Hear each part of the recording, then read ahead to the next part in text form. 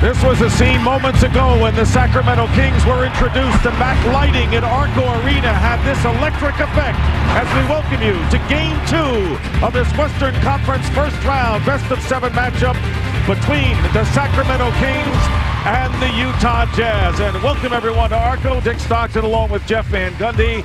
And in game number 1, a carbon copy of what this rivalry has been, a tough, grinded-out matchup with the Kings surviving in the end. What can the Jazz do to try to change this tonight, Jeff? Dick, they've got to make 3 adjustments. First, they got to handle the ball better. Game 1, 18 turnovers for 19 Sacramento points. 2, they got out-rebounded by 1. They got to dominate the backcourt. And finally, they've got to eliminate the free throw discrepancy. Sacramento shot 18 more free throws in game 1. All right, let's check the starting lineups. And for the Jazz and the Kings, the same lineup. It'll be Malone, Harpring, and Ostertag up front with Cheney and Stockton at guard. Chris Webber with a brilliant game in the opener with Stojakovic, Divac the center, and Doug Christie and Mike Bibby in the backcourt. The officials tonight are Ronnie Nunn, Blaine Reichelt, and Bill Spooner. And a year ago, and it's something that the Jazz might hang their hat on, although they're going to need a lot more, is that they were able to win Game 2 here at Arco before going home and losing to the Kings in Salt Lake. Rick Adelman has given his team the challenge to make sure they stay hungry and come out of here up 2-0, and the Jazz must play their game, play their pace, and the tempo has got to be a slower, more deliberate one for the Jazz to come out of here with a victory. Kings have never led 2-0 in 7 previous playoff series. And another note is that the Jazz have never won a 7-game series when they lost the opener. So we'll see if those trends continue as the Jazz win the tip. John Stockton controlling. Here's Ostertag coming off a brilliant game in the opener. They're going to use a lot of the clock down to 10. Webber picking up Stockton, the ball knocked away, and the Jazz turn it over on the first possession. Live TNT NBA Spanish language feed now available via SAP. Here is Webber coming off a 27-point, 11-rebound game. 2-man game with Stojakovic down low, posting up against Harpring, and the rebound by Malone. John Stockton, who had more personal fouls than assists. That hadn't happened in 5 years. He only had 3 assists in the game and really none going into the last 6 minutes of the game. But Stockton from the corner misses, and Ostertag gives the Jazz another possession. And Ostertag's coming off a terrific game 1 where he had 18 points and 11 rebounds there, using his size to keep the ball alive. Karl Malone said the best game he's ever seen Ostertag play. Speaking of the mailman, he puts the Jazz in front. And that's exactly how he started game 1, knocking down the open 17-footer. That time he showed the shot, took 1 dribble into his J. Webber defended by Ostertag out on the perimeter. Here is Bibby trying to get underway, and he does. Bibby was 3 of 8 shooting, only 10 points in game 1, 5 points below his season's average. Here is Harpring, and talk about a Jazz player who needs to get on track.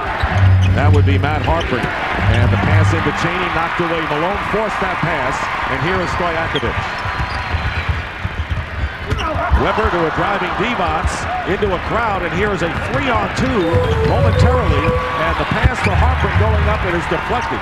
Malone again. And with a little more than 2 minutes gone by in the opening quarter, tied at 2. Kings coming in, having won 59 games, and the number 2 seed. The basket counts and a foul, and a good feed from Bibby to Vlade Divac. Bibby turned the corner off the pick and roll, and he got all the way deep in the lane, forcing Ostertag to step up. Cheney was late on the sink. Good pass by Bibby to Divac. Divac finished it off. Divac coming off a big game for him, a double-double, or at least 10 rebounds and 7 off the offensive glass. And he misses the free throw. The foul was on Cheney. And the Kings in front 4-2. On Saturday night, the Jazz controlled the tempo early and moved out to a 9-point lead. Harpring. And Harpring, who was only 1 for 8 in the first half the other night, gets his first basket of the night, and that's got to make a lot of the Jazz people breathe easy. Very good execution. Ostertag set a little flare screen, which freed up Harpring for the Jazz. And Weber with a line drive jumper gets his first points. Question is, as you point out, can the rest of the Kings starters give Weber the support? They got a lot of production from the bench in game number 1, Sacramento. And Stockton from Cheney as he went back door and reversed the layup. Bibby tried to cheat on the pin down. Stockton made a back cut. Cheney did a good job recognizing and hitting him for the layup. Both teams need to get some layups so they're not so dependent on the perimeter jump shot. Two of the better passing teams in the NBA. Jazz number 1 and the Kings third in the NBA in assists. And Stojakovic took him a while to get on track. The Kings 4 of 5 from the field to start the game. Sacramento by 2. And the pass inside into the hands of Divac. So Malone throws it away. And here is Bibby driving in against 2 defenders. And Bibby, and he gives the Kings a 10-6 edge. Already, Utah has 3 turnovers, and turnovers are going to lead into transition opportunities for Sacramento. So it's a double-edged sword. Not only are they Jazz not getting shots up, but they're going to give easy ones up at the other end. Here is Harpring, and he hits his second in a row. So Matt Harpring, who averaged nearly 18 a game and was the second leading scorer for the Jazz, pulls Utah to within a pair. Great pass from Christie and Stojakovic. Backing Harpring in right under the hoop. Kings lead by 4 and have hit 6 of their first 7 from the field, and many of them have been layups. Malone to Ostertag with the jumper. Again, what Sacramento's doing is they're coming off Ostertag with Divac to clog the lane, so Ostertag is going to find himself open a lot. Can he make that shot? And Vlade Divac, who had 7 offensive rebounds in game number 1, gets one there and converts, and the Kings up by 6. 5 minutes going by in the opening quarter. Dick Stockton with Jeff Van Gundy. We'll hear from Todd Harris, the 3rd member of our team. Here is Calvert Cheney, and Cheney missed. Cheney scoreless for the first time all year in game number 1. Christie and anticipating that pass beautifully with John Stockton. Stockton, the all-time leader in the NBA in assists and steals, and Cheney continues to have trouble from the field. Kings coming right back with Christie. Bibby puts the fake on Ostertag and hits. 6 points. Jerry Sloan and Rick Adelman, former teammates with the Chicago Bulls years ago, and a timeout called by Utah.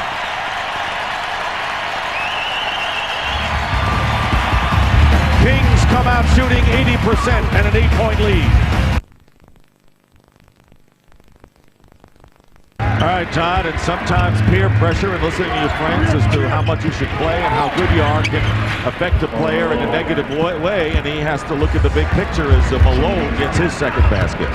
No matter if you're upset with your playing time or not, right now is not the time to be focusing on yourself. It's about focusing on the team, and all those things should be discussed one-on-one behind closed doors, not as a player going at a coach in front of the rest of the members of the team.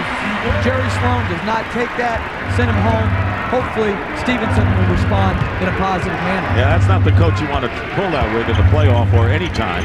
As Stojakovic answers Malone's basket with 5.5 to go in the first quarter. It's 8-point lead for the Kings. Here is Stockton trying to loop it up and get at least a foul. Comes up empty, and here is a 4-on-2 break. The feed to Stojakovic, and the Kings have a double-digit advantage. Utah's trying to post-call Malone more, run some splitting action, but they're not getting quality shots out of the post-up right now, and it's leading again to transition baskets the other way. That can kill the Jazz, who need to control the tempo, and yet there's another turnover and a 2-on-1, but Bibby leaves it behind and out of bounds. and it'll be Jazz ball. The Kings have scored on 10 of their first 13 possessions in game one. When they trailed in the first quarter, they scored only 19 in the first period, and now with just about 5 minutes to go, they already have 20. Stockton to the bench, replaced by Andrei Kirilenko. Here is the pass to Harpring, and Harpring has it blocked by Christie, and the foul will be called on the play. John Stockton really struggled in game one. He had 3 assists, only 2 turnovers, but 5 fouls. He needs to be the choreographer, get more assists off his passes. They're so used to him handling the ball that if it's not leading to quality shots, Utah's going to struggle to score enough. Now, he struggles, so he's out right now in his normal rotation. Mark Jackson comes in, they force a turnover. Jackson throws a great advance pass to Harpring on the break, leads to 2 free throws. They're very fortunate to have a backup like Mark Jackson. They sure have. They used to have a lot of young people backing up Stockton, but now they have a guy who's almost as much of a graybeard in Mark Jackson, a 16-year veteran. So Jackson at the point. We told you Kirilenko came in for Cheney. The foul was on Stojakovic, and it's an 8-point lead for Sacramento. Ostertag and Weber pulling back, and Kirilenko getting a rebound. Very valuable sixth man is the Russian Andrei Kirilenko. I think their best team is when both Kirilenko and Harpring on the floor, because he gives them length, athleticism, and second shots. Here is Harpring inside, and Kirilenko. So the two you mentioned, Harpring and Kirilenko combine to bring the Jazz to within 6. When you're guarding Kirilenko, you must put a body on him. The best attribute he has on the offensive end is how he crashes the board from the perimeter for second shots. Stojakovic picked up on the switch by Ostertag. Plenty of time on the shot clock. Bibby shuffles it inside, and from the corner, Stojakovic and Divac's trying to get the offensive rebound, and the foul will be called against the Jazz as Harpring gets up, and the foul will be against Matt Harpring. Harpring drives it left, shoots it back with his right, and there comes Kirilenko with great athleticism, energy, and length to finish off a second shot. But I'll tell you, Jeff, Divac has been a monster with off the offensive glass in game one and again so far in this one. Because Weber's so dominant, people forget about how good Vlade Divac is. He's a top 10 center. Speaking of Divac, there's a pushing foul, and it's called against Divac, the loose ball foul after the block by Kirilenko on Bibby. Again, Kirilenko is long and he's tall, and it's going to help them rebound the ball and protect their basket. There he got a block shot. He had 3 to lead everybody in the first game of the series on Saturday. Jazz trying to even it by winning on the road. Harpring open hits again, so he has his shooting eye back at 8 points. And again, Jerry Sloan just made a great adjustment. Struggling a little bit in their set offense, they go to a little passing game motion offense. Harpring gets an easy, wide open 18-foot jumper. And he said we've got to set more screens for Harpring. And Weber open in the corner on the pick and spot up. Weber now has 4. So the leading scorer, Stojakovic, has 8 for the Kings. Harpring with 8 for the Jazz. Here's Kirilenko, and he runs Christie into a screen. And from the corner, Malone misses the shot. Malone, early in the game, was effective, and then he grew cold in the last 3 quarters. Down low to Jackson, posting up as he likes to do, and he scores over Bibby. I like that. Teams in the West that go at Mike Bibby can score on him either in the post or isolating. Mark Jackson's an excellent low post point guard. So the Jazz on an 8-2 run, and trying to get the ball back on the turnover, and a foul will be called against Mark Jackson.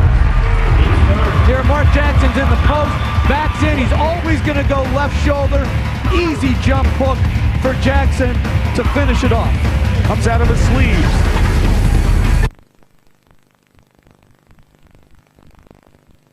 Different ways.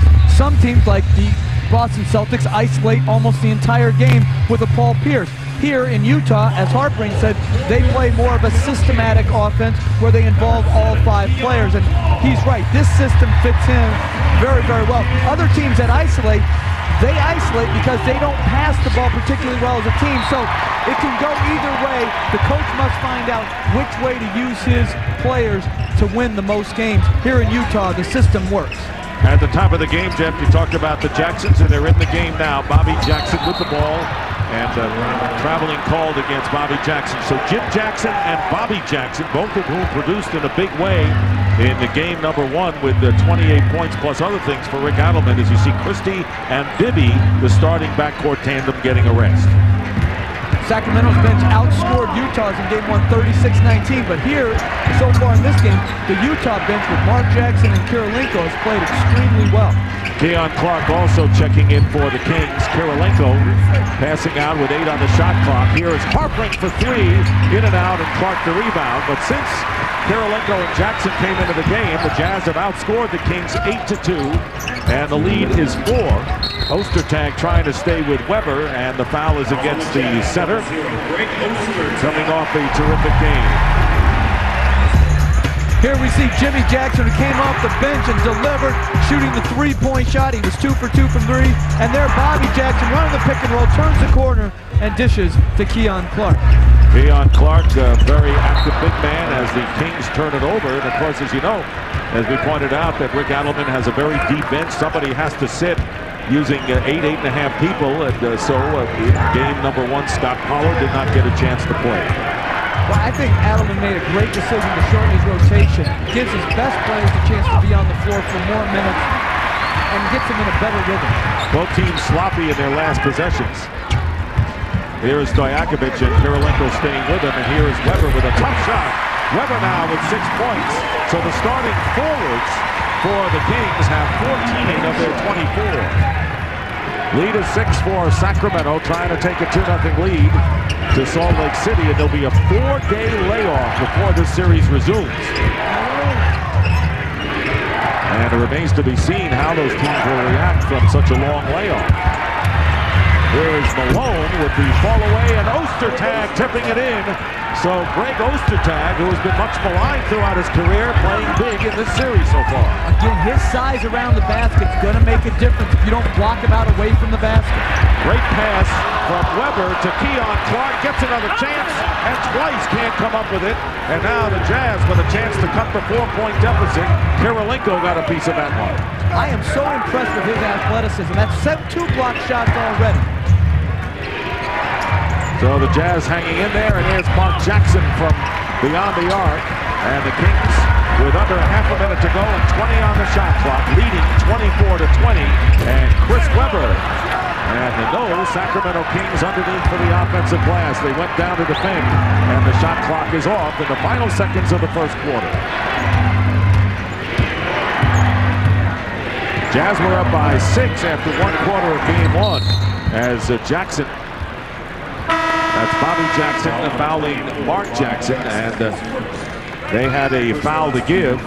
And coming in now for the Jazz, Tony Massenberg, who played 9 minutes and had 3 rebounds and 4 points for Jerry Sloan in the opener, as Mark Malone sits down. Ideally, they would have given that foul to give a little bit later. This still gives Utah a chance to get a quality shot. Jackson, tough shot off the glass the other way.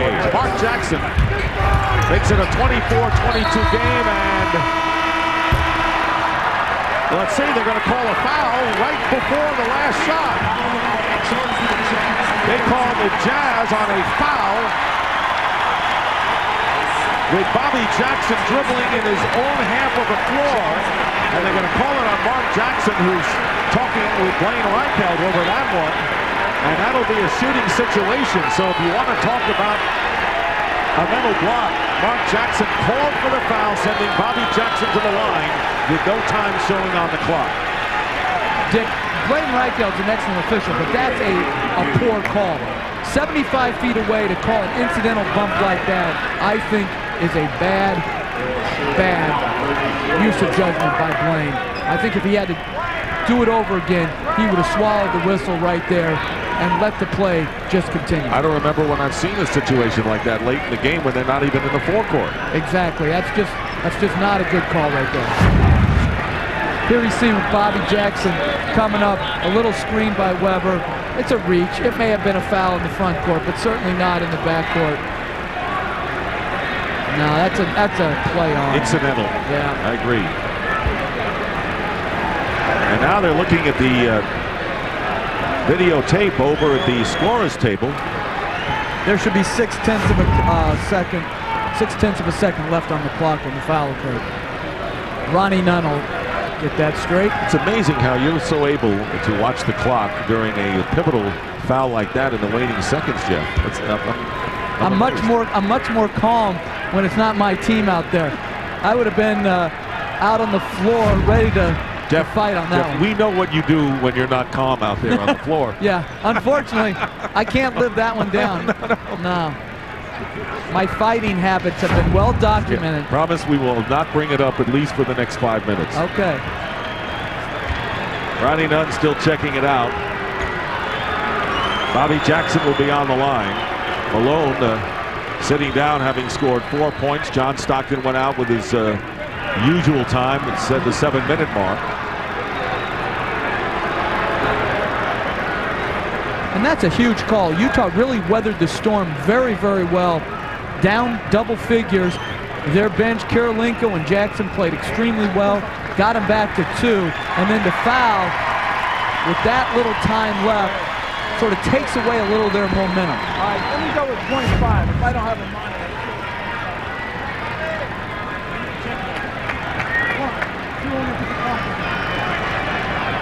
You know, it was more that Jackson might have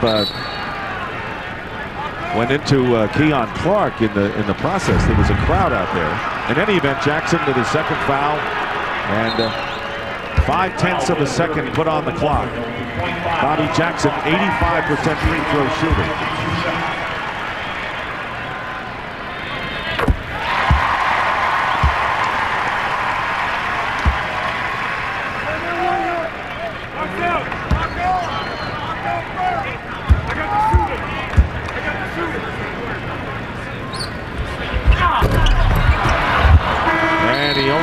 One. So the Kings score only 5 points in the last 5.5 minutes of the period after the hot start. The lead was 10. Now it is down to 3. Chris Webber with 6 points to start the game. And we've completed 1/4 of game 2 with the Kings leading the Jazz 25-22.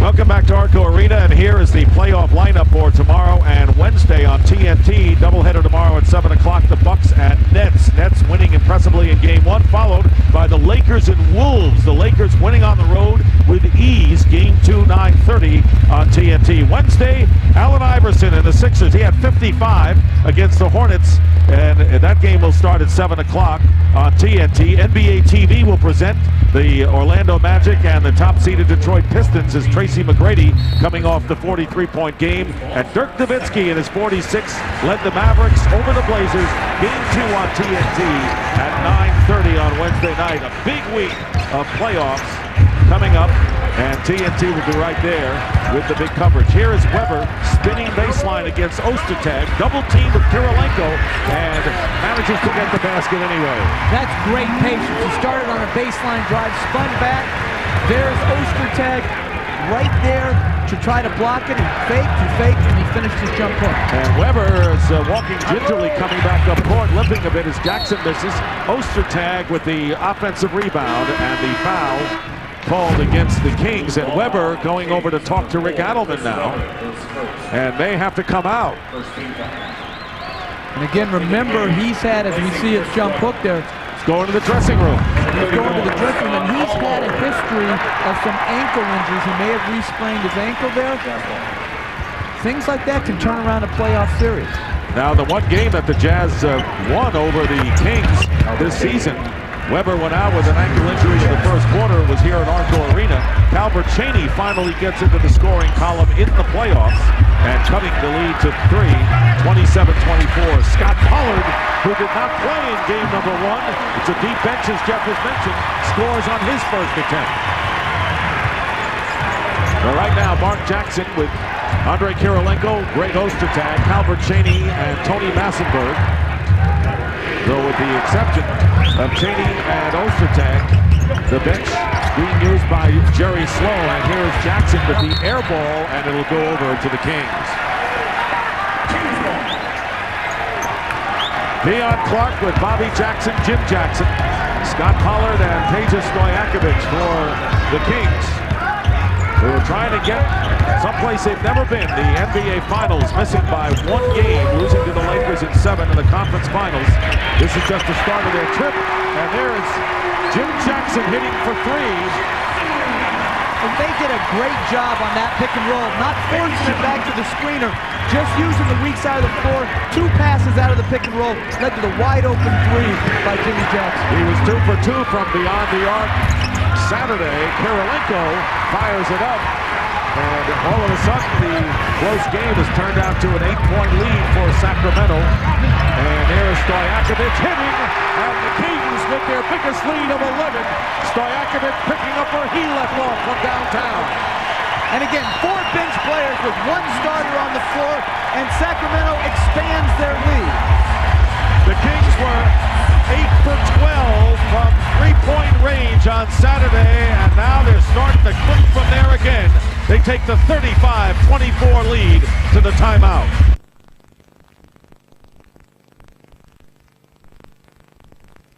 If it's a serious injury, that will prevent him from coming back in the game tonight. John Stockton, who sat for 7 minutes, re-enters the game for the Jazz, defended by Bobby Jackson. That's a pretty good matchup. Looking inside, Massenberg on the perimeter, Malone on the bench. Now he's come back in. So Malone and Stockton back in with the Massenberg, Cheney, and Kirilenko. Here come the Kings with an 11-point lead.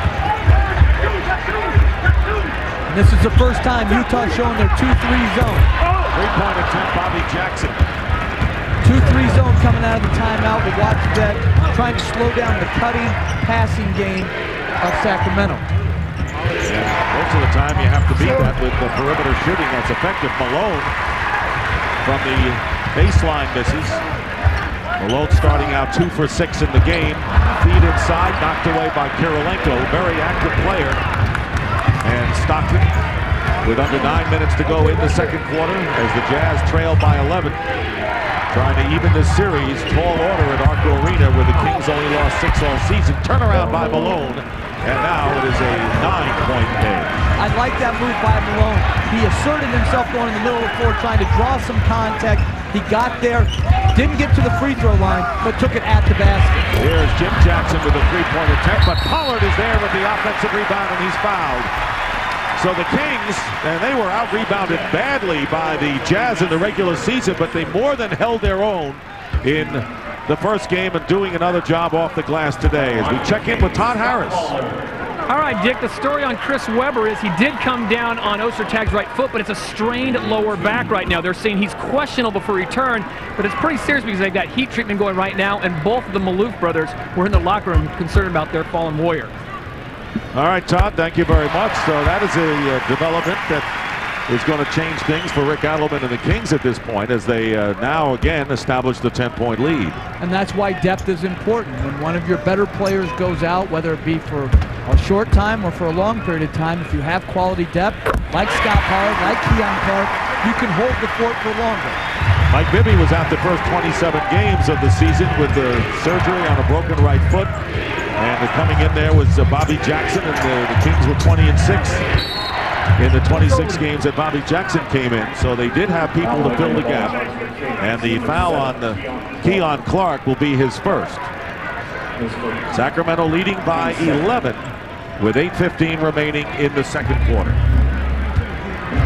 And when Divac comes back in, as long as Webber's out, they'll go to the low post through Divac because he's an accomplished low post player. It's just that he sacrifices his game for Webber when they're both in there together. Cheney with the runner off the front rim. And Keon Clark getting the rebound. Big addition from the Toronto Raptors this year for the Kings. And here's Bobby Jackson seeing an opening. And the lead is 13 for Sacramento. That's just too easy if you're Utah. You've got to protect the basket with your body or block shots. They cannot allow dribble penetration like that. And Malone was not sure about passing or taking the shot, and he ended up with a turnover. And the Kings are on a roll right now. Here, Bobby Jackson goes to the basket. Calvert Chaney's got to step over there and help with the first man, or he's going to get all the way to the basket like Bobby Jackson did. Led to a too easy of a layup. Right now, Utah's got to hold the fort. They cannot let this lead expand anymore. So now the Sacramento Kings sending the Jazz to the chalkboard with a 12-2 run.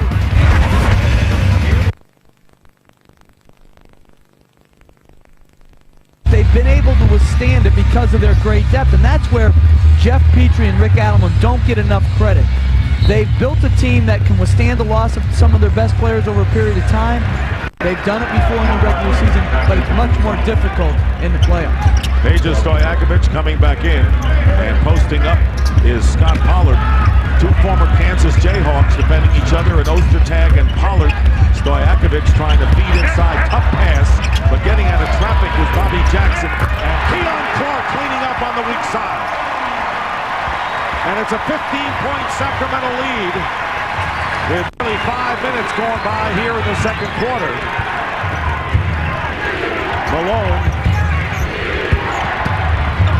going in with the old-fashioned hook shot. So Malone, who has gotten off to a tepid start, has 8 points, but has turned it over several times, 5 in the game. And it's 41-28 now.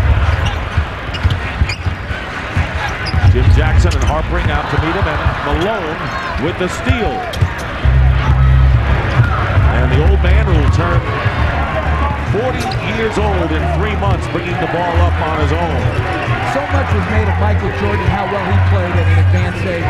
But here they have two players, Malone and Stockton, playing extremely competitive basketball, even though Stockton just turned it over at their advanced age. And Malone delayed it and got the ball back to Harpring. Chaney inside. Chaney again will set it up. So the Jazz turn it over, get it right back. Nearly halfway through this second quarter. 13-point lead. Chaney inside, blocked by Pollard, and the Kings come out of the pack. Jazz get back defensively. Here is Jim Jackson in rhythm, misses the three. Pollard follows up with a great play. And a 20-second timeout called by the Utah Jazz as the Kings have opened up a big lead, 43-28. And Dick, when Malone deflected a pass on the earlier break, he too may have gotten a little bit injured. He's grabbing his back. The trainer is looking at him right now. Jimmy Jackson's going to miss the transition corner three. Pollard does a good job eliminating Harpring on the block out and finishing at the basket. And you can see their bench is as into it as any bench in the league. They've got great team camaraderie. And for the Utah Jazz in the playoffs for the 20th consecutive season, you're always going to have to wonder at some point where it comes to an end. You talked about the Graybeards and Stockton and Malone. Jerry Sloan has been around a long time, has done a great job, but the Jazz have, well, this year, I mean, you were quoted saying that Sloan deserves Coach of the Year honors, and many people, including Rick Adelman, agree with you, but sooner or later, it comes to an end, and you wonder whether this is the last call for this team. Still a long time to go, however. They're down 43-28 in just game number 2, but the Kings taking it to them, Jeff. They are, and Utah's not a great comeback team because they're not a fast-paced, up-tempo offensive team. So they've got to get back into this thing before halftime. Stockton directing traffic. Here is Ostertag, loses the ball off his foot, out of bounds, and yet another turnover. That's 8 already for the Jazz. And they turned the ball over 17 times, or 18 on Saturday. They've got 8 already. They're just not taking care of it. They've got to get shot attempts up at the basket. Lead is 15. Bobby Jackson flashes in again.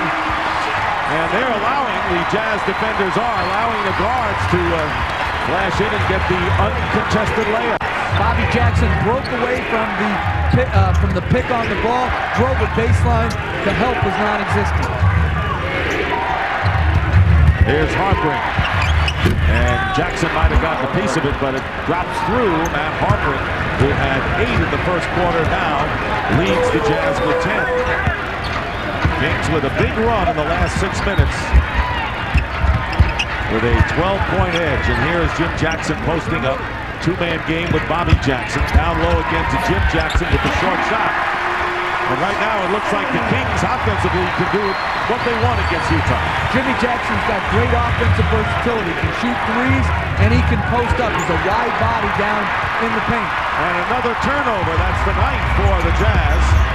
And that's fatal when you consider what they need to do to control the tempo. And Bibby from the corner, and it's a 19-point lead, and Jerry Sloan wants to talk it over yet again.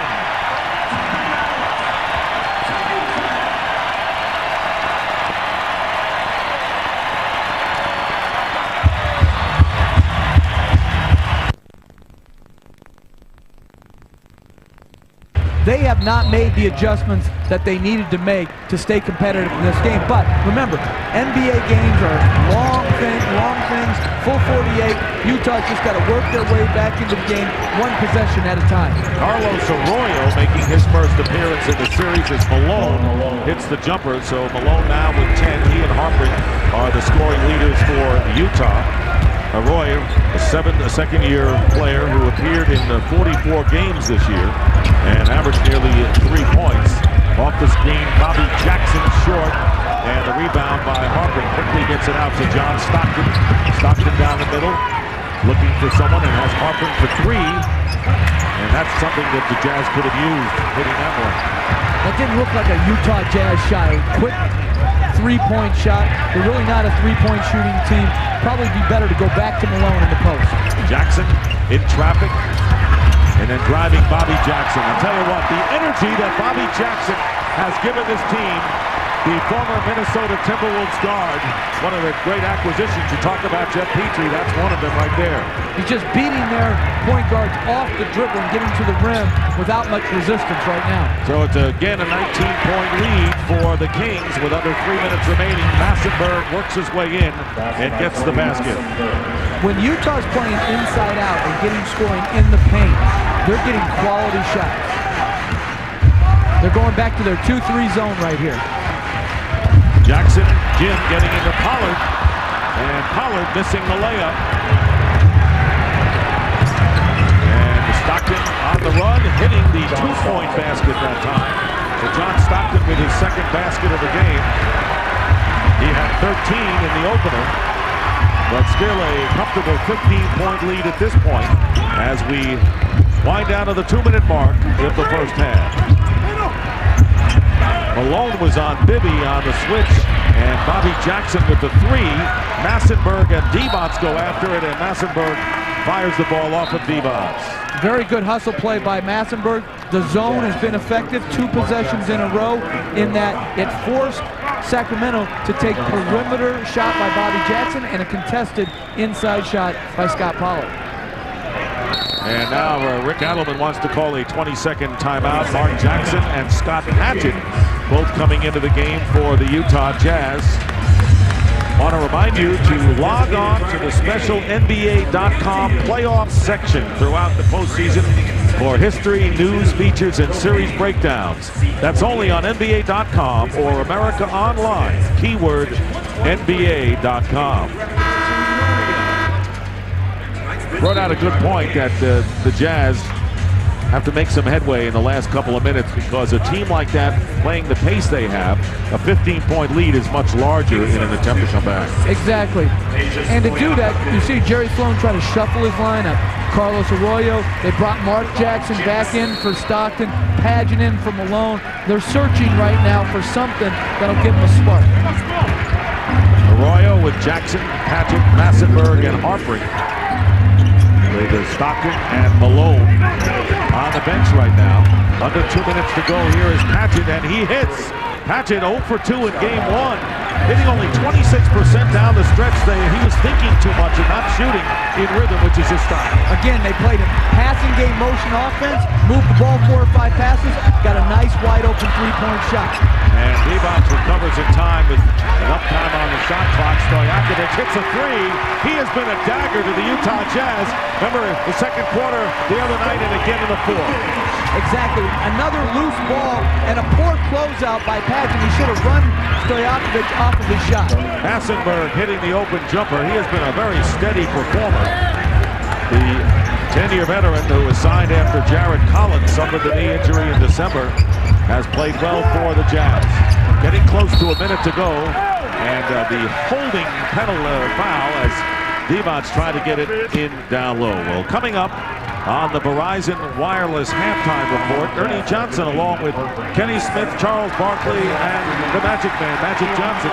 First half analysis of this game and highlights of the two earlier games, the Celtics and the Pacers, and the Spurs and the Suns.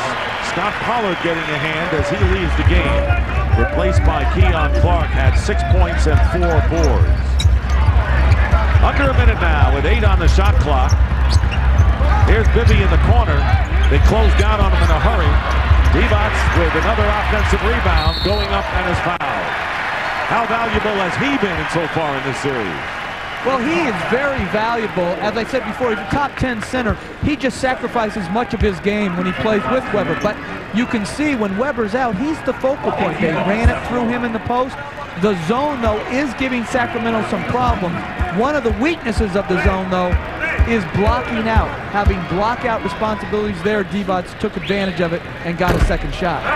This is the first free throw, and the Jazz have indeed come back to trailing by 13 after getting down by 19 points.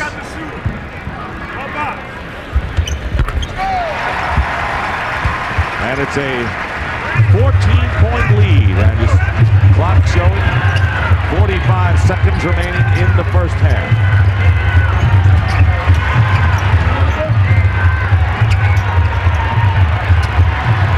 On the 24-second clock. Here is Arroyo. Fight underneath. And the rebound by Kirilenko, and the Kings foul. Kings foul number 10, Mike Bibby. So now the Kings in the penalty, and it is on Mike Bibby, and Kirilenko will go to the free throw line. Andre Kirilenko at the line.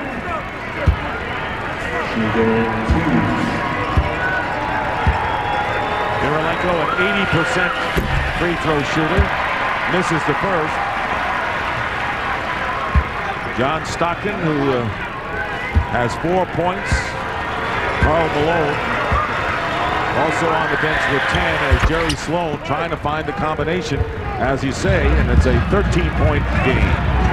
Utah's only gone to the free throw line 4 times in this half. They've got to get to the line, get some layup, because again, they're not a great perimeter shooting team.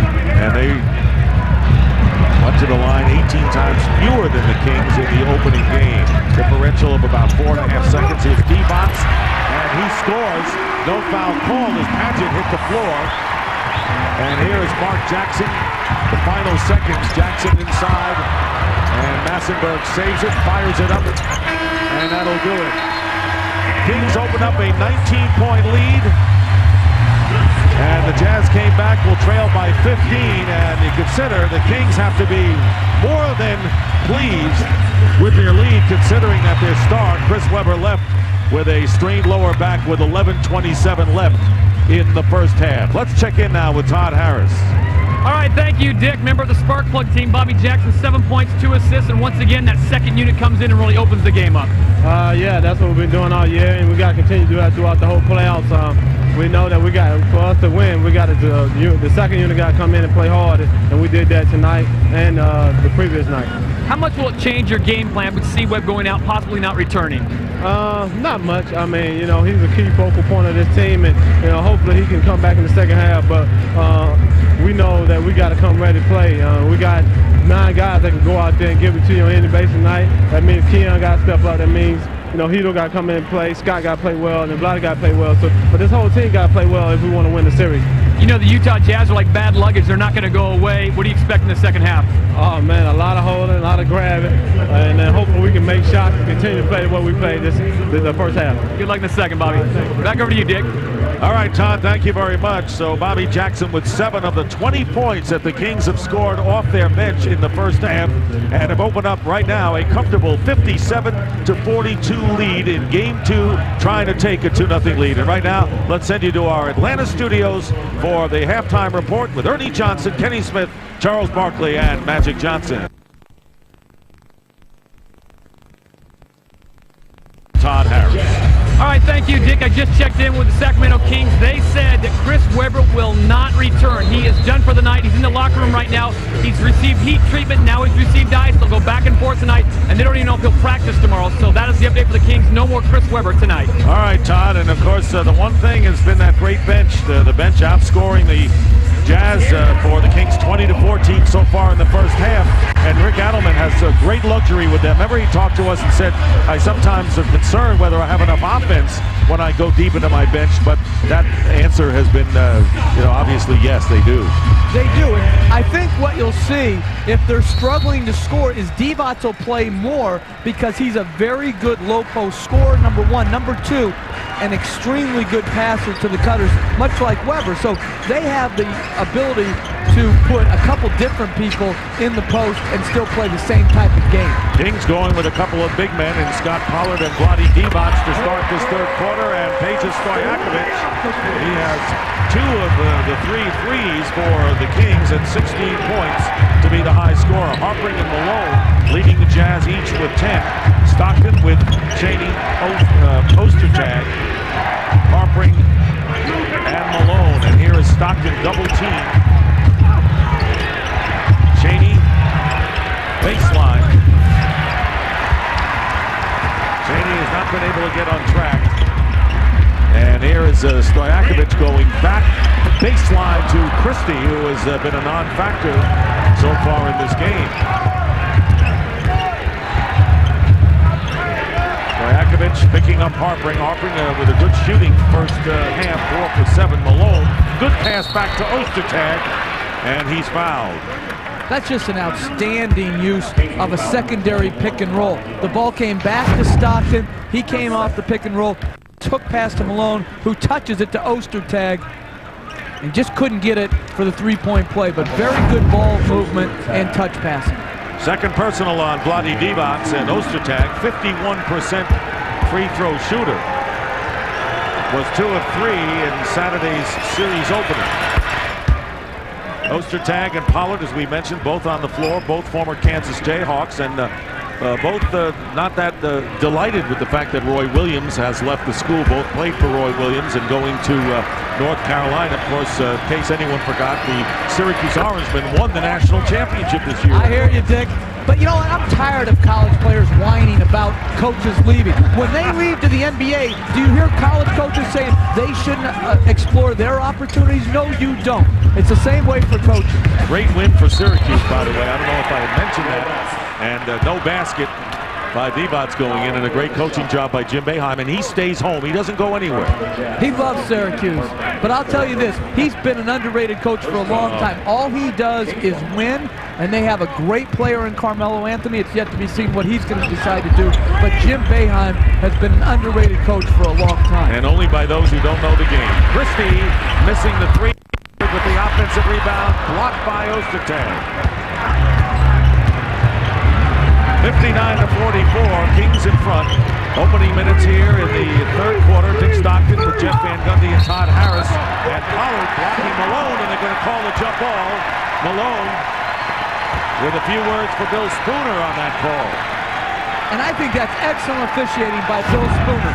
He allowed, after Malone, he called the jump ball, and it looks like a good call to me right there. He allowed Malone to vent and then let Malone walk away instead of calling a technical foul. I think that's excellent officiating by Bill Spooner. And it'll be Malone and Pollard to jump. Easily controlled by Sacramento. Bibby driving around Stockton out to Stojakovic. He has been uncanny from outside. This time no good, but another offensive rebound by Divac, and he clears it out for another possession. 4 offensive boards in this game, 7 in the opener for Divac. Here's Bibby, and he misses the 3, harpering the rebound. Because I'm sure that Rick Adelman doesn't want the Kings to get too three-point happy at this stage either. Exactly. Utah's going back to their 2-3 zone. They cannot, against the zone, just rely on perimeter shots. And the Jazz have to work on inside shots, something they haven't been able to do considering their half-court offensive penchant as Stockton hits the jumper. And it is now a 13-point game, and the loose ball, Bibby trying to control, and they're going to call the foul. Unable to control was Chaney, trying to control himself, but he commits the foul, his second.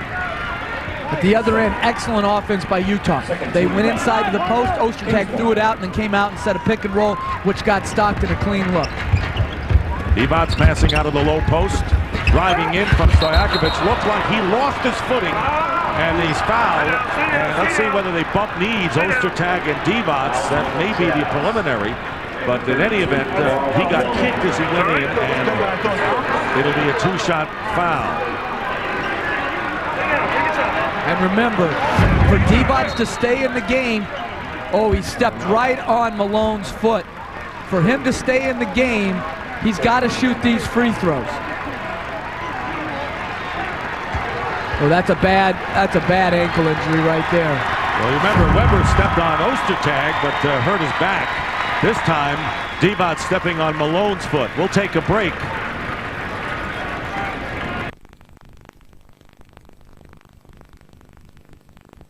$7 o'clock right here on TNT. At 8 o'clock on NBA TV, the Magic Pistons battle it out, and then the Blazers and the Mavericks, game 2 of their series at 9:30 on TNT. And that bracket, the Blazers and the Mavericks, matched up with this one between the Jazz and the Kings. Divac hits them both, stays in the game, and maybe hurting a little bit, but trying to work it off after stepping on Karl Malone's foot. 61-46, Sacramento. 3 minutes have gone by here in the third. Pass from Stockton to Ostertag, and a 3-on-2, and it's Stojakovic down the middle, fouled, no basket, he'll shoot 2. And again, turnovers for Utah turning into transition opportunities for Sacramento. There, again, Stojakovic is up, Stockton's trying to force the ball into the paint. That ball should go to the weak side, Divac outlets it. Bibby makes a good decision here, hitting the trailer. Stojakovic, who just couldn't finish as he was fouled. You know, I think going into the series, Jeff, everyone agreed that one of the reasons why the Kings were the decided favorites, as Kirilenko checks in, is that they are the more talented team overall. I mean, they have a great depth. They've gotten closer to the promised land in the last couple of years than the Jazz, but Utah cannot afford to shoot themselves in the foot doing the things they have done in an attempt to control the tempo and not turn it over. Sacramento's definitely younger and deeper and more athletic. Utah's got a lot of toughness and grit, well coached, 2 Hall of Famers. But you're right, they cannot continue to turn the ball over as we see Malone knock it down. They cannot make the mistakes with the basketball. 12 for Malone to lead the Jazz. 15-point advantage for Sacramento. And Bibby, the jumper, and Divac very nearly got another offensive rebound. Harpring pushes it ahead to Kirilenko. And a loose ball foul called against Utah. And it'll be against Andre Kirilenko. First foul. And again, to be in the penalty this early in a quarter makes it very difficult to play the type of aggressive defense that you need to be able to play to get that shooting percentage down for Sacramento. So they're in the penalty with 8:19 to go in the third. Scott Pollard on the free throw line had 6 points and 4 rebounds in the first half after sitting out the opener on Saturday. Major League Baseball action continues on TBS tomorrow and Thursday as the Atlanta Braves host the St. Louis Cardinals. And as always, Aaron Andrews will keep you up to date around the league from TBS Sports Control. Dick, all those National League teams are playing for second place this year. The Mets are going to be the team that comes out of the National League. No, that's a great pick at this point, and I think with their bullpen being what it is right now, and Benitez is just in a little slump right now, Dick. yeah, a little tongue-in-cheek by my partner, Jeff Van Gundy. You've been working with Marv and Mike a little too long, maybe, for that. You know, mentioning those two guys, I'm feeling much more, where I have much more freedom here, especially without Mike being here, to sort of hog the limelight. Marv was telling me on a phone call today that he barely can stand working with Mike alone now. Well, Mike has been unleashed in working with Marv, and you know, I think that you know, Marv is hoping that sometime, and I know you will, go back to those guys to at least harness Mike. And well, Marv told me in his call today to me that Mike now thinks he's being paid by the work, which is not true. But Mike thinks that way, and he's acting that way. It's like a filibuster. Well, you know, if you don't want to go back to those guys, you know, you don't have to. I think that, you know, you're here. But we know the final result of this issue. Stojakovic to Divac, wide open. And the Kings get another opportunity. Divac to Christie inside. Divac follows Vlade Divac with 11 points. And again, with a great job of persistence, he has 6 offensive rebounds, and we still have 7.5 to go in the third quarter of this game.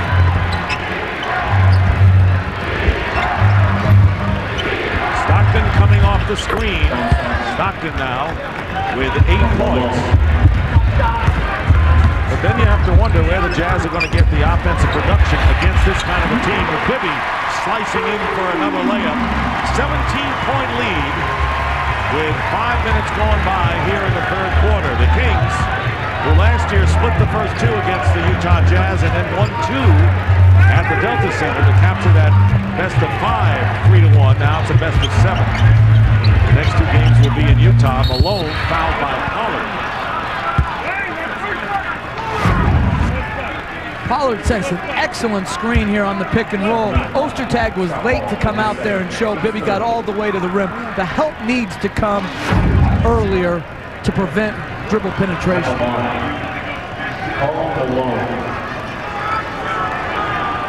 This is Malone's first trip to the line, and it used to be automatic that Karl Malone would go to the free throw line 12 to 15 times. His game kind of has changed, going more a little bit to the perimeter shot than it has been inside, but you have to remember that if he goes down low against their defenders, that's not going to help the Utah either. Well, what happens as you get older is that your game starts to drift more and more to the perimeter.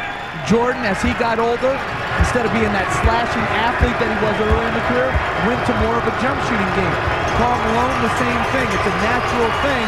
But Utah needs him to be in the post because he's such a good low post passer. They'd like him to be at the free throw line a little bit more often, but this man has delivered for them at his age more than anyone could expect. Made 1 free throw. Bibby coming off the screen. And Harpring and Ostertag battling, and it comes down to Stockton. 16-point lead, but the Jazz will keep going and keep trying to grind it out. Here is Malone going back out to Stockton. Harpring. And Matt Harpring, who was cold in the game number 1, now has 12 points and shooting well tonight. Again, the second pass off the pick and roll usually will lead to a good shot. There, Stockton to Malone. Malone touch pass to Harpring off the pick and roll. Easy basket. Stojakovic. And the battle for the loose ball. Here's Stojakovic again. Kirilenko with the block. And ultimately the foul. Let's see if it is on Kirilenko.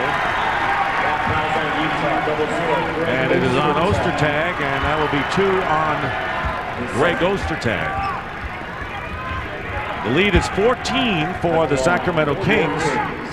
And Stojakovic, first game, did some damage from the 3-point territory, but didn't shoot well overall. Has hit 7 of 11 from the field. And Mark Jackson will come in for John Stockton. Stockton leaving the game with 8 points and 2 assists.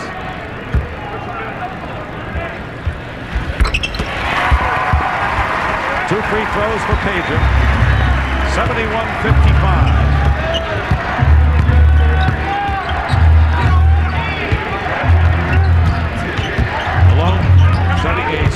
for Jackson. Kirilenko had it knocked away. 7 on the shot clock. The three-point attempt off the mark, but Harper saves it.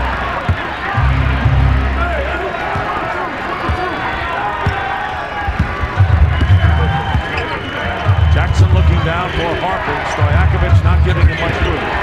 9 on the 24-second clock. Jackson has Ostertag for a screen, but reaching around was Bibby, and that is his second. Again, they're trying to post up Malone, but the lane is so clogged because Kirilenko's not a great jump shooter. Here we're watching the foul by Bibby fighting over the top of the screen, but as they're posting Malone, Kirilenko's not a ranged jump shooter. Divac is sagging off Ostertag. It's very difficult right now to get Malone the ball in the post. Sacramento has a very good plan defensively. And the pass from Malone to cutting Kirilenko is out of bounds. So another turnover for the Jazz. That's 11. They had 18 in game number 1. So they haven't really solved that problem. Bibby off Divac's screen. And crashing the boards, and the loose ball foul called against Stojakovic. Loose ball foul charge to the Kings. Number 16, Peja Stojakovic is second. Team's fifth. This is a good opportunity when another team's in the penalty, like Sacramento is, to block out and get a guy to go over your back, get you to the free throw line. There are many ways you can get to the free throw line. Blocking out away from the basket is one of them. So both teams in the penalty, and Malone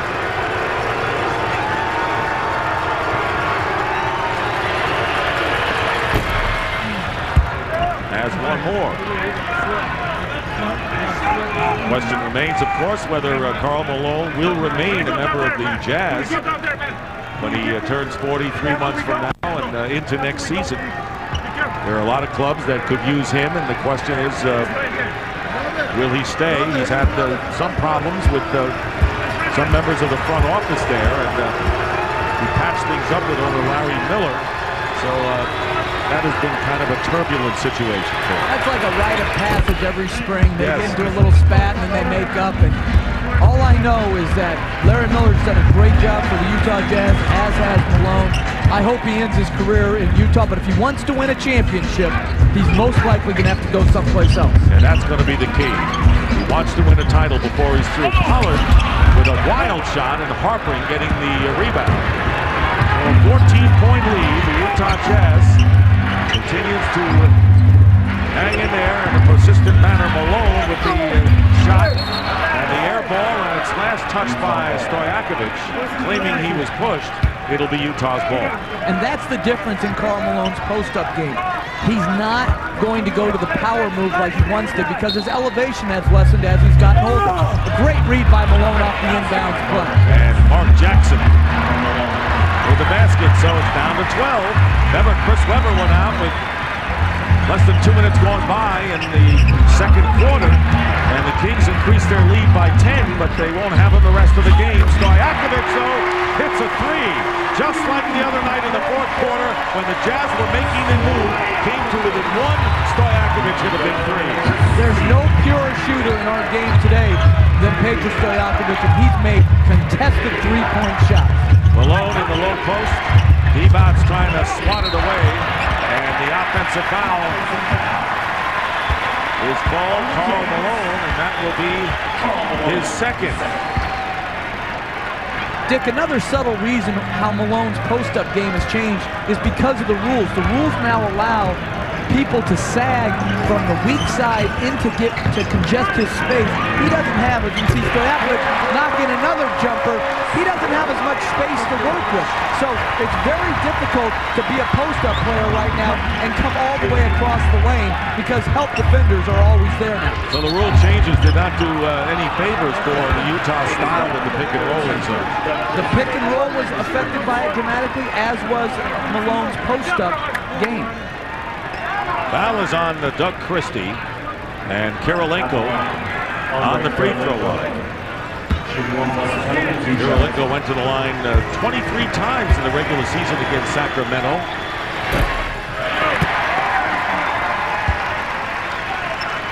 Log on to the specialNBA.com playoff section throughout the postseason for history, news, features, and series breakdowns.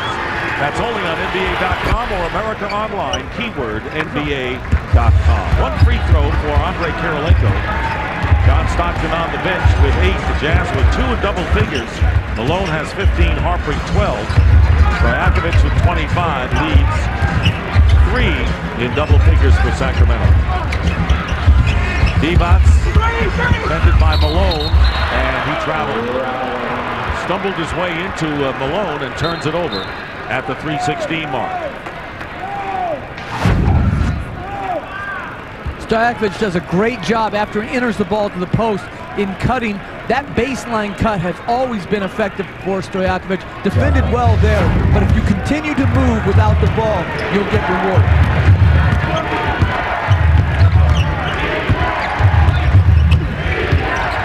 Close to the 3-minute mark, Harpring and Malone had the offensive rebound. Now the scramble, Kirilenko had it on the jump ball. Divac and Andre Kirilenko will jump it. There, Harpring misses the shot. Malone almost had it. It drops on the floor, and that's the hustle that you see in the playoffs. Harpring and Divac going to the floor for the loose ball. Jazz shooting 45%, the Kings at 51% as they mop up the wet spots. 3 minutes remain in the third. Kings had a 15-point lead after intermission and have increased that margin by 1.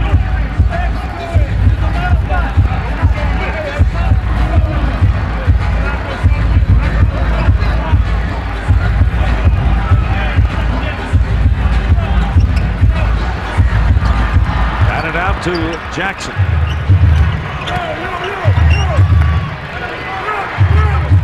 Under 3 minutes now.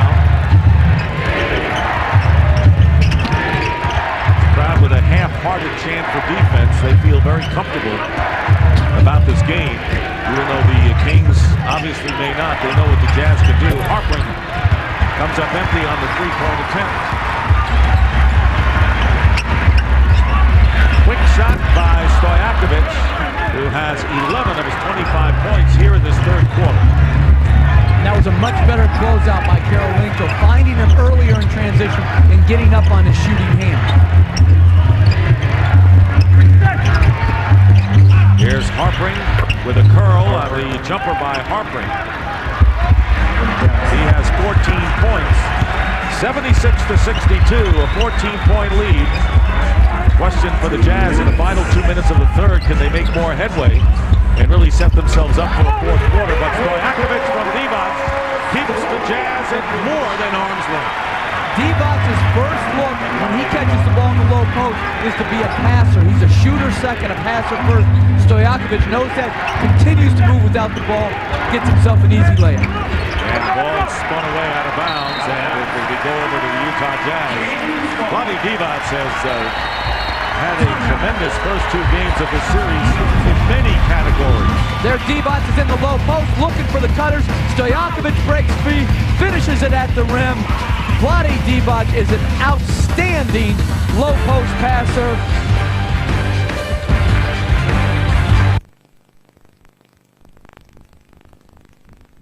To 62. I'm with a man who defines class and old school, and his jersey hangs here in the rafters of the Arco Arena. Of course, it's Nate Tiny Archibald. And Tiny, I got to ask you first of all about the guard play tonight. John Stockton, obviously going to be a Hall of Famer.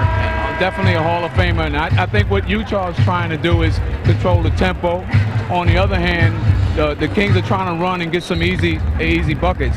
No Weber in the second half. I don't know if he hurt his back or not, but Stojakovic has been keeping them in the game. And the Utah Jazz, all they want to do is stay close. And if they can stay in striking distance, then they might think that they can get this game. Back in 72-73, this man led the league in both scoring and assists. Is that something you think will happen ever again? Well, I hope not. I hope the record stays, but I'm just glad to be a part of the game. What do you think about the Sacramento Kings specifically this year? Do you think this is the year they make the run and take the Lakers out and win the whole thing? Well, this is the year, and I think that they've been kind of blessed that they're not in the same conference as the Lakers as far as, you know, until they reach the Western Conference crown. If they pair up with the Jazz and they go to the next level, so as the Lakers. But I think that those are the teams that everybody are looking to see win the Western, you know, play for the Western Conference crown. And it's interesting that both of them are playing well right now, but they're concentrating on the series that they're playing against other teams right now. 91 NBA Hall of Famer class, Nate Tiny Archibald. Let's go back to Dick.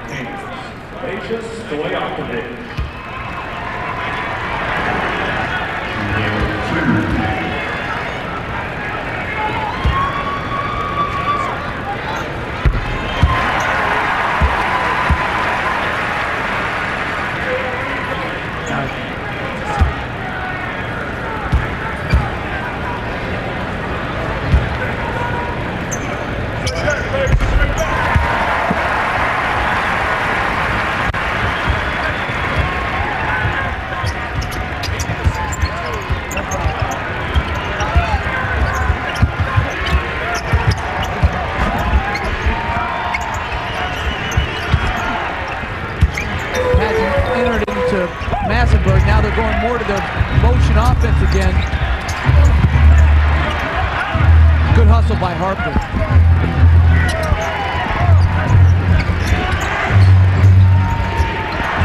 45 seconds remaining in this third quarter. Here is Carlos Arroyo with a tough shot, challenging Divac. So Arroyo, in his second year out of Florida International. And nearly a half a minute to go. It's a 16-point lead again for the Kings. And he finished like Tiny Archibald used to finish, driving the lane, using his body to ward off the shot clock. Jim Jackson with good second effort for Sacramento. And virtually playing for the last shot here are the Utah Jazz, trailing by 18. Biggest deficit, 19 of the game. 5 on the shot clock, Harpering. And Arroyo won't get it off with 5 remaining. Stifling defense by the Sacramento Kings on top of an offense that seems to score at will tonight, Jeff. Exactly. Utah's group on the floor right now is going to struggle to score offensively because they have no one-on-one players and no post-up players. And that'll do it. That is the end of the third quarter. Peja Stojakovic, 15 of his 29 here in the third quarter as the Sacramento Kings add to their lead and move closer to taking a 2-0 lead in a playoff series for the first time in history. It's the Kings 82, the Jazz 64.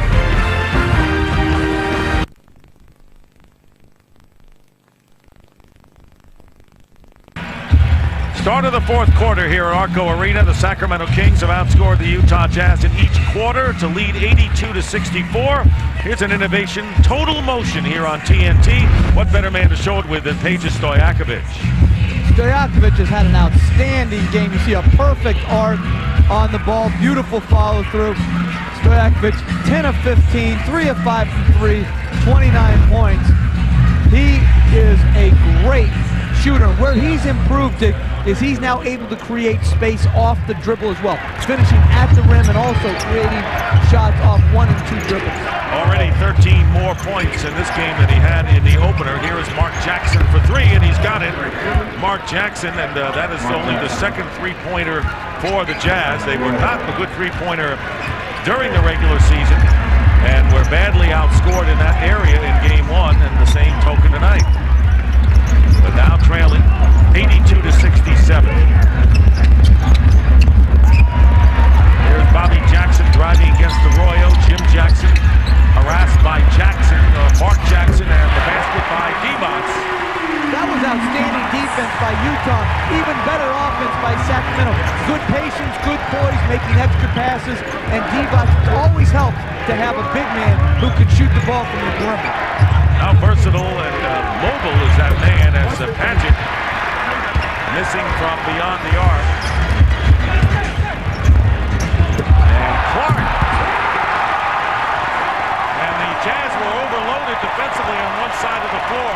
No excuse for that. Poor communication in transition. Scott Padgett ran back, guarded an area instead of picking up a man. Clark wide open for that dunk. And the Kings have matched their biggest lead of the game, 19. Kirilenko in traffic. Devon's getting the rebound, and here is Bobby Jackson trying to open up the biggest lead of what has been a big game. And they outdo Bobby Jackson, giving the Kings an 88-67 lead in the opening minutes.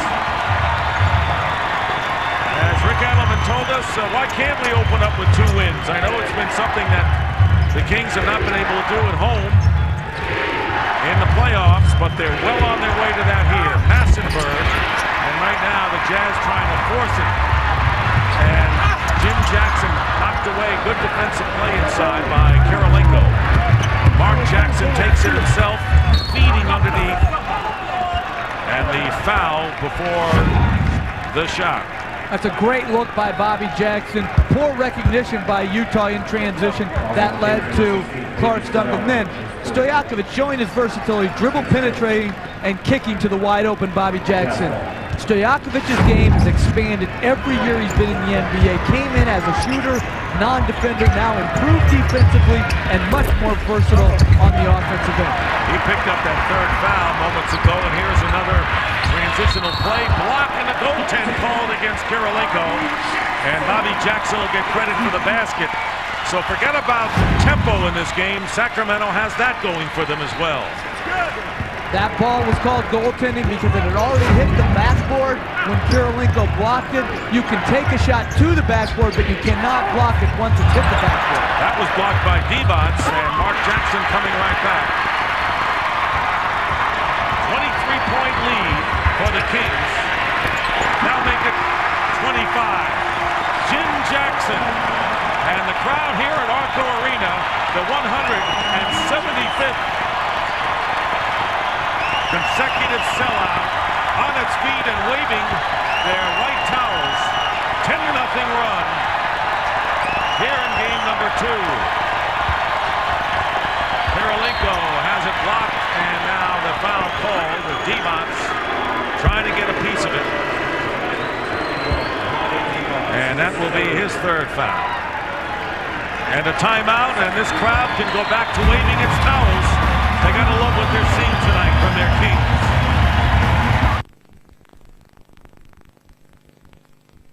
Request your card and 8,000 bonus miles. Plus now your miles never expire.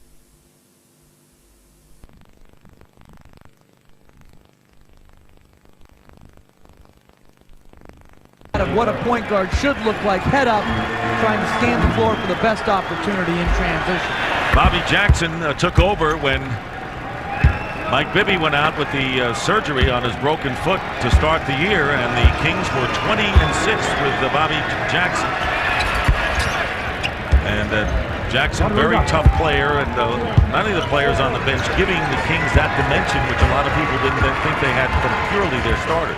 What I like about the Kings bench is that a lot of them could start, but they've set aside their own individual egos for the good of the team right now, and are maybe not content with being on the bench, but at least they're accepting it for the time being. And if you win, they can accept it even longer, and of course that's the main goal that Rick Adelman and the Kings have, and that is, first of all, to get to the NBA Finals for the first time. Exactly, and they really, as a coaching staff, Rick Adelman and staff has sold team play and sacrifice, and you've got to give he and his staff a lot of credit, and the players, for accepting what would be more limited minutes than they might get on a lesser team where they could have more opportunities to play and score. You saw Rick Adelman on the bench. He's never won Coach of the Year honors, but look at his record.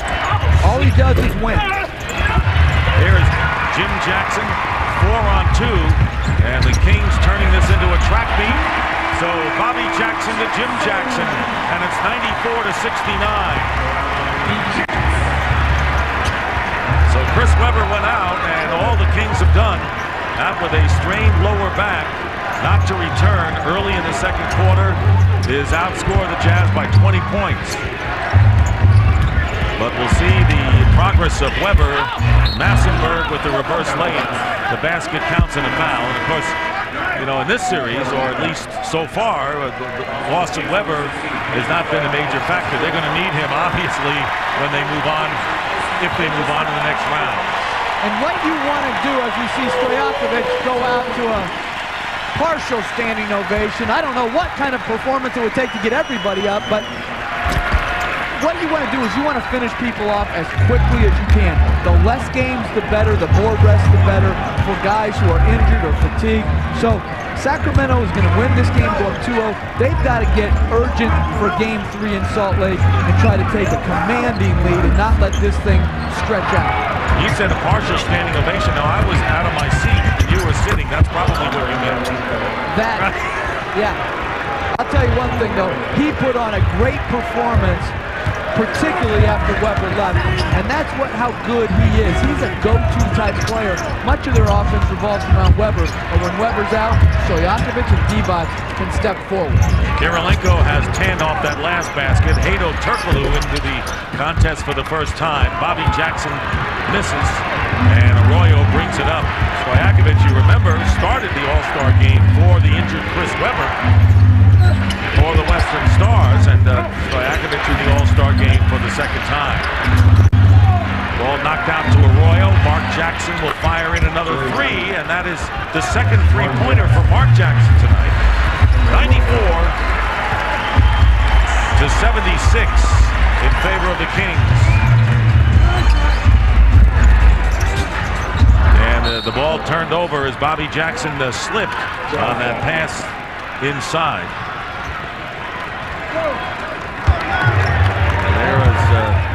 They're not treating our studio crew with the kindness of Ernie right. Treat Ernie right. But Kenny and Charles are just not giving them the respect that they deserve. They ought to write a letter to the Maloof brothers.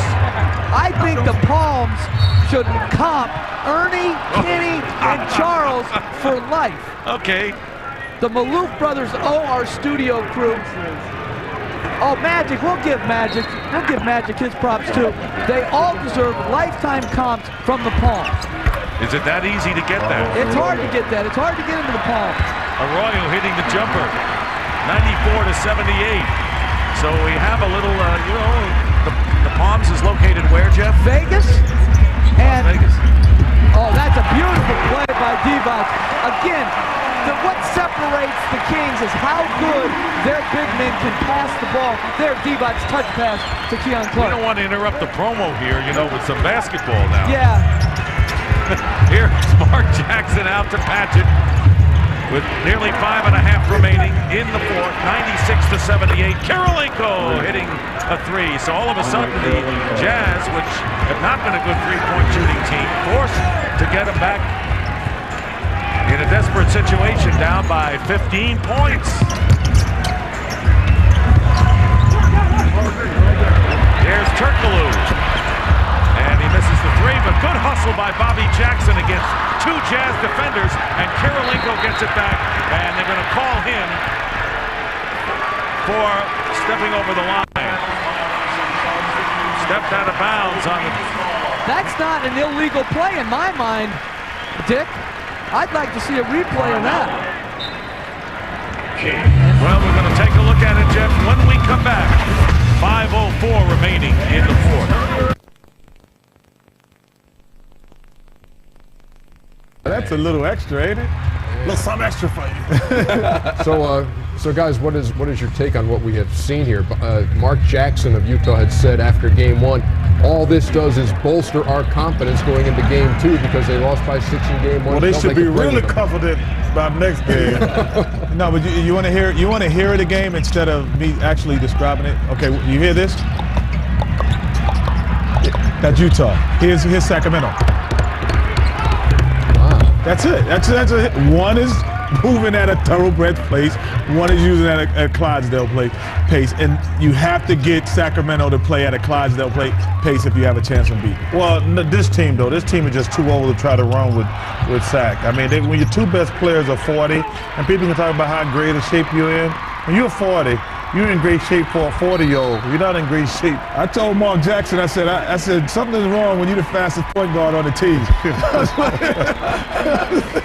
What kills him is one day in between games. See, anytime that you're in a 7-game series and you only have a day rest, that kills this older team. And I'll tell you another thing, too, is that they don't have to really do anything special in terms of Sacramento to prepare for Utah. The adjustments that Utah has to make against Sacramento, you have to really come up with a game plan, but you don't really have to come up with a tough one on Utah, only because you already know where the offense is coming. You only have to prepare to try to contain Carl, and then you stick with everybody else because they can't beat you off the dribble. Well, I got some bad news for you. They had a week in between every game. Sacramento's still beating. They played them once a week. Utah still not going to beat that. At least they do have until Saturday before Game 3 is played. That's not long enough. At the Delta Center in Salt Lake City. We'll all be back for Inside the NBA in about 4 minutes, as a matter of fact. Right now, Dick, take us home. All right, guys. All right, guys, we're looking forward to Inside the NBA. Vlade Divac threatened to go to Yugoslavia with a 4 days layoff. Tongue-in-cheek, I'm sure. With 3:45 to go, 98-83 to score. And the loose ball, Divac, and it's out of bounds. So it'll still be Utah's ball. But, you know, the general impression is that the Jazz look, you know, just a step slower, and I know they like to play the half-court offense, but what made that half-court offense so effective isn't as effective anymore. Well, it's just they're not as good as Sacramento talent-wise. I mean, it's just as simple as that. When you have a team like Sacramento who's better, playing at the top of their game, it's going to be difficult for Utah to win. But I think Utah is definitely going to win, as they call a flagrant foul on Massenburg, as Turkoglu showed his shot and drove by him. I think Utah will be very competitive in Salt Lake City on Saturday. And here's Massenburg's flagrant foul. Grabs Turkoglu by the shoulder. That's nothing. They just want to keep this game under control. Probably a good idea, but that is a very soft flagrant foul. I agree with you as far as the Utah Jazz. I mean, all you have to do is look at Jerry Sloan and, you know, what he has done with those two 40-year-old guys now. Yeah, they're going to be competitive. But you have to remember that the Sacramento Kings are not afraid to go on the road. They were 5-2 on the road in the playoffs last year, so they have the ability to win on the road. I think you're right, but you know, the story of this series has been both the playoffs last year and the regular season this year has been Jazz play tough. Sometimes they control the tempo, but the Kings outlast them. That's right. They have more quality players. And when they're playing at a high level, it's going to be very difficult for Utah to win. Turkoglu, two-point basket for Hedo Turkoglu. 185. Stojakovic, 29 points. He is the king tonight. And picking up the slack with Weber out with the strained lower back. Here's Kirilenko for 3. Massenburg crashes the boards.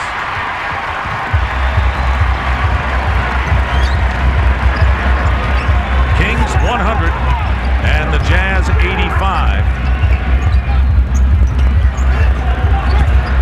Here is Divac, not to be denied. Vlade Divac with another top-notch game for Sacramento, and Divac going down the floor. Divac is playing this game as if the score were tied right now, which is what you want, but that's the kind of energy he has shown. 15 points, 7 rebounds, and 4 assists for Vlade Divac in his 14th year.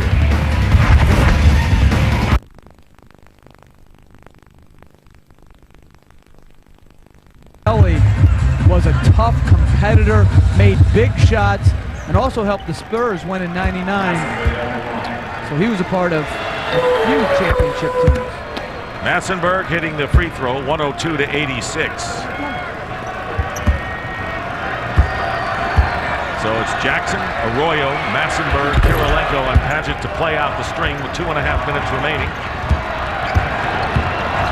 So this game, unlike most of the battles between the Jazz and the Kings, last year in the playoffs and this year in the regular season. And going backdoor, Bobby Jackson.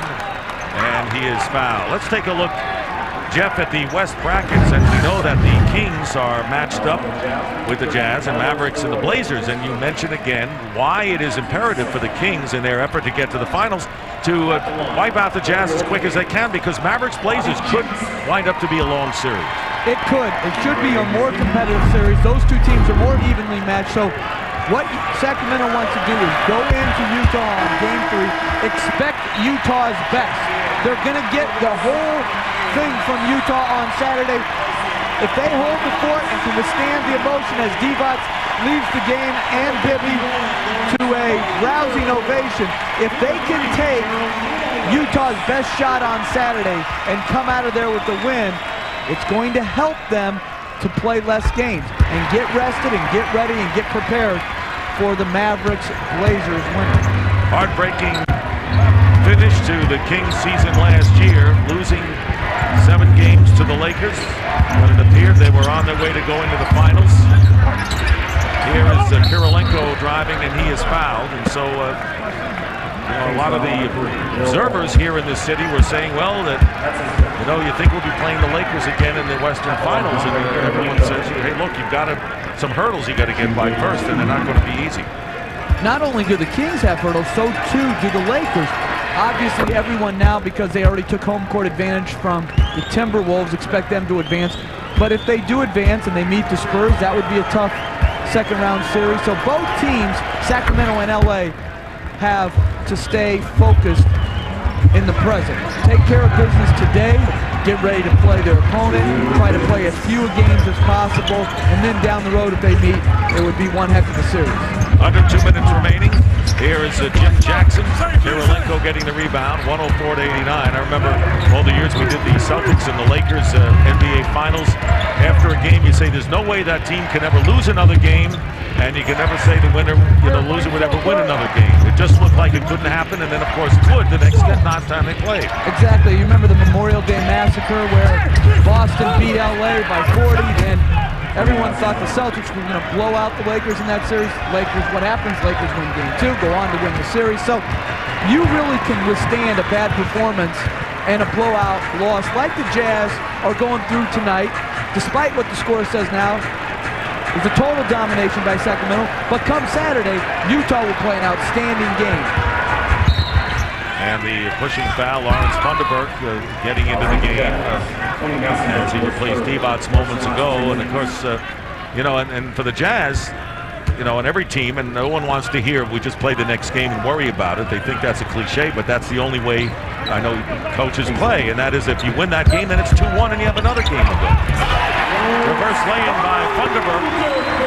Exactly. You cannot make it a series until you get it tied back up, but you can't win 2 games in 1 game. So you just got to go in, take advantage, and if you get to 2-1, who's to say Utah couldn't get back even and win 1 home game to make it 2-2? Massenberg with the basket, 106-93, and John Stockton only 21 minutes tonight, 8 points, only 2 assists. That's 5 assists in 2 games for John Stockton, who was 5th in the league this year at nearly 8 assists a game. And Gerald Wallace, who was a first-round draft pick.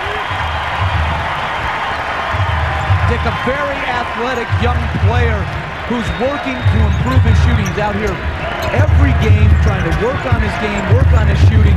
He was in the rotation for a couple games due to injury as Arroyo's fouled, and he performed very well. He started 7 games, and the Kings won all 7 games in which he started in his second year from Alabama. And Arroyo will go to the free throw line. If he would have come out of school or come out into the draft right out of high school, he may have been a lottery pick. He went 1 year, didn't play particularly well. The Kings got him late in the first round, and they think he's going to be a real player. 108-94 with a little more than 24 seconds remaining. And of course, the only damper to the Sacramento Kings evening tonight was the injury to Chris Webber, who hurt his lower back, strained lower back, and he left in the opening minute of the second quarter, and the Kings were able to get it done without him. So he'll have 4 days for treatment and rest before game number 3.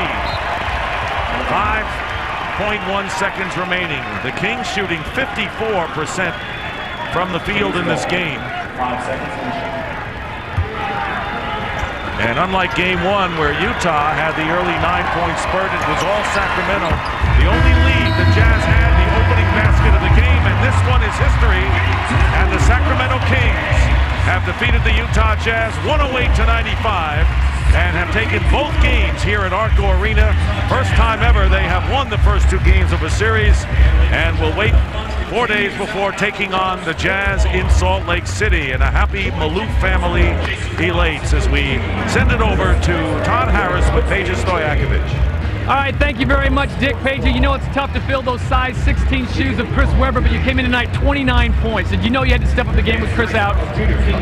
We all understand when Chris came out that we all have to step it up and play aggressive on the both ends of the floor, especially offensively. You know, I got hot and guys kept getting him the ball in right position, so I'm making it for them.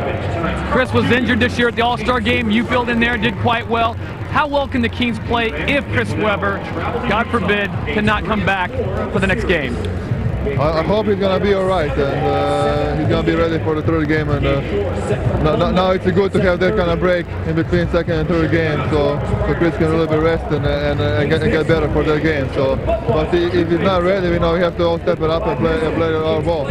Once again, that second unit comes in and really seems to put the dagger in the Jazz. They don't seem to have an answer for him. That must give you a lot of relief knowing that they're going to come in and provide that spark. Exactly, they've been doing it the whole year long. They're coming from the bench, providing a lot of energy, especially on the defensive end with the addition of Jimmy Jackson and Keon Clark. Peja, good luck in game 3. Thank you. Jack, back over to you.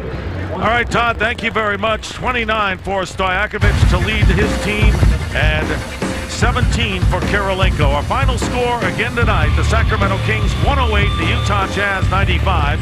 Stay tuned to TNT after this break for more post-game interviews and a recap of playoff action on Inside the NBA, presented by Hyundai with Ernie, Kenny, Charles, and Magic in our Atlanta studio. So, for Jeff Van Gundy and Todd Harris, this is Dick Stockton saying goodnight from Arco Arena.